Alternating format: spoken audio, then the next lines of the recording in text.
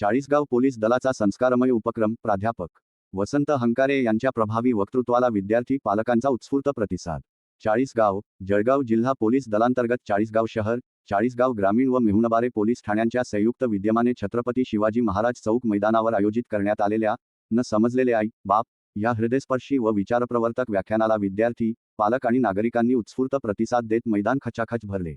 या कार्यक्रमाचे प्रमुख वक्ते म्हणून राष्ट्रभूषण, भारतीय नवनिर्माण व छत्रपती पुरस्कार विजेते, प्रसिद्ध लेखक व युवा व्याख्याते प्राध्यापक वसंत हंकारे यांनी विद्यार्थ्यांना मार्गदर्शन केले. आपल्या प्रभावी व भावनिक शैलीत त्यांनी आई वडिलांचे त्याग, संस्कारांचे महत्त्व, शिक्षणाचे मूल्य, व्यसनांपासून दूर राहण्याची गरज आणि समाजाप्रती असलेली जबाबदारी यावर भाष्य केले. त्यांच्या प्रेरणादायी विचारांनी अनेक विद्यार्थी व पालक भावूक झाले.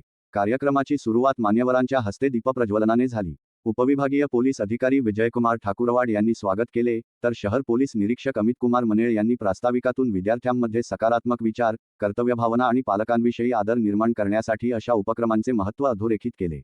यावेळी उपविभागीय पोलीस अधिकारी विजयकुमार ठाकुरवाड, शहर पोलीस निरीक्षक अमितकुमार मनेळ, चाळीसगाव ग्रामीण पोलीस ठाण्याचे सहाय्यक पोलीस निरीक्षक माळी, मेहुणबारे पोलीस ठाण्याचे सहाय्यक पोलीस निरीक्षक नितीन पाटील, पोलीस उपनिरीक्षक संदीप घुले यांच्यासह शहर पोलीस ठाण्यातील अधिकारी व कर्मचारी उपस्थित होते.